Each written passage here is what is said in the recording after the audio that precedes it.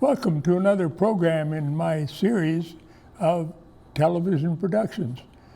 The Freethinking Forum has been replaced today, at my choice, by conveying a message from a friend of mine, Peter Werner, a Republican at The Atlantic magazine.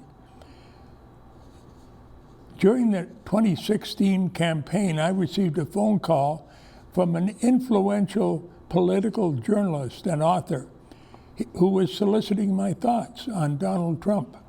Trump's rise in the Republican Party was still something of a shock, and he wanted to know the things I felt he should keep in mind as he went about the task of covering Trump. At the top of my list, talk to psychologists and psychiatrists about the state of Trump's mental health, since I considered that to be the most important thing when it comes to understanding him. It was Trump's Rosetta Stone. I wasn't shy about making the same case publicly.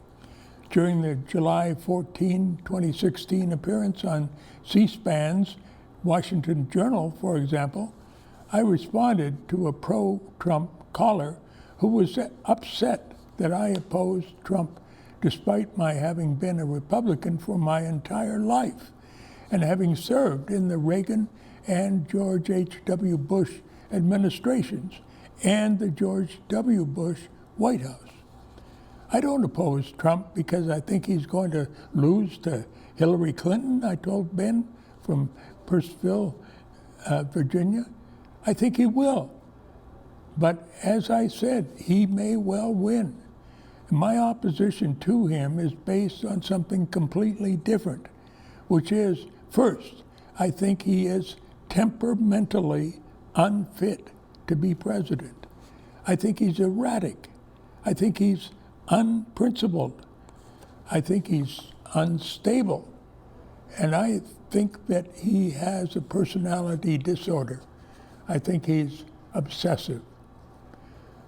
And at the end of the day, having served in the White House for 7 years in 3 administrations and worked for 3 presidents, one closely, and read a lot of history, I think the main requirement for President of the United States is temperament and disposition. Whether you have wisdom and judgment and prudence.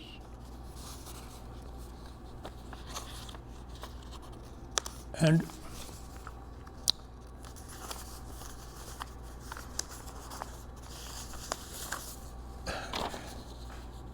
that statement has been validated. Donald Trump's disordered personality, his unhealthy patterns of thinking, functioning, and behaving, has become the defining characteristic of his presidency. It manifests itself in multiple ways. His extreme narcissism, his addiction to lying about things, large and small, including his finances, and bullying, and silencing those who could expose him. His detachment from reality, including denying things he said, even when there is video evidence to the contrary, his affinity for conspiracy theories, his demand for total loyalty from others while showing none to others, and his self-aggrandizement and petty cheating. It manifests itself in Trump's impulsiveness and vindictiveness, his craving for adulation, his misogyny, predatory sexual behavior, and even sexualization of his daughters, his open admiration for brutal dictators, his remorselessness, and his lack of empathy and sympathy, including attacking a family whose son died while fighting for this country, mocking a reporter with a disability, and ridiculing a former POW. When asked about Trump's feelings for his fellow human beings. Trump's mentor, the notorious lawyer Roy Cohn, reportedly said he pees ice water.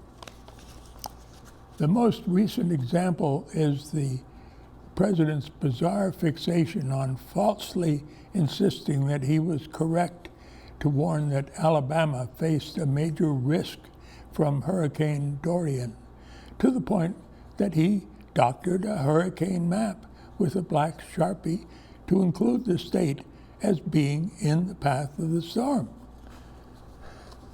One Republican strategist who was in frequent contact with the White House said he's deteriorating in plain sight. Let me say again, he's deteriorating in plain sight. That's what he told Business Insider on Friday, a few weeks ago.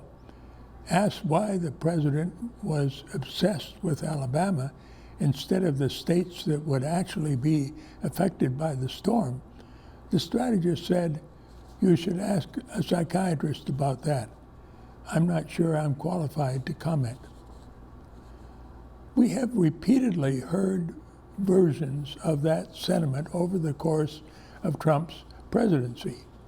It's said that speculating on Trump's mental health is inappropriate and unwise, especially for those who are not formally trained in the field of psychiatry or psychology.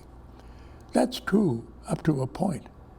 Yes, it is best to leave it to experts to determine whether Trump satisfies the criteria for clinical diagnosis of antisocial personality behavior, narcissistic personality disorder, some combination of both, or nothing at all.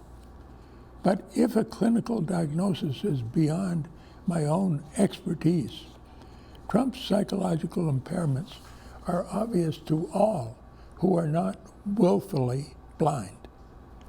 On a daily basis, we see the president's chaotic, unstable mind on display. Are we supposed to ignore that? An analogy might be helpful here. If smoke is coming out from under the hood of your car, if you notice puddles of oil under it, if the engine is overheating and you smell burning oil, you don't have to be a car mechanic to know that something is wrong with your car. Accepting the reality about Trump's disordered personality is important and even essential. For one thing, it will help us to better react to Trump's freak show. Even now, almost 1,000 days into his presidency, the latest Trump outrage elicits shock and disbelief. The reaction, can you believe he said that and did this? To which my response is, why are you surprised? It's a shock only if the assumption is that we're dealing with a psychologically normal human being. We're not. Trump is profoundly compromised, acting just as you would imagine a person with a disordered personality would. Many Americans haven't yet come to terms with the fact that we elected as president a man who is deeply damaged, an emotional misfit. But it would be helpful if they did. Among other things, it would keep us feeling less startled and disoriented, less in a state of constant agitation, less susceptible to provocations. Donald Trump thrives on creating chaos, on, you might say, gaslighting us, on creating antipathy among Americans, on keeping people on edge and off balance. He wants to dominate our every waking hour. We ought not to grant him that power over us. It might also take some of the edge off the hatred many people feel for Trump. Seeing him for what he is, a terribly damaged soul, a broken man, a person with a disordered mind, should not lessen our revulsion at how Trump mistreats others, at his cruelty and dehumanizing actions, nor should it weaken our resolve to stand up to it. It does complicate the picture just a bit, though, eliciting some pity and sorrow for Trump. But above all, accepting the truth about Trump's mental state will cause us to take more seriously than we have our democratic duty, which is to prevent a psychologically and morally unfit person from serving as president. The office is too powerful and the consequences are too dangerous to allow a person to become president who views morality only through the prism of whether an action advances his own narrow interests, his own distorted desires, his own twisted impulses. When an individual comes to believe his interests and those of the nation he leads are one and the same, it opens the door to all sorts of moral and constitutional devilry. Whether or not his disorders are diagnosable, the president's psychological flaws are all too apparent. They were alarming when he took the oath of office. They are worse now. Every day Donald Trump is president is a day of disgrace and a day of danger. Now, Peter is having this, is contributing this to the Atlantic magazine, and Atlantic has invited all of us to submit a letter to the editor or simply write an email, letters at theatlantic.com. Letters at theatlantic.com. Thank you for listening. I hope to add to this, but this is as much as I have for now. Thank you.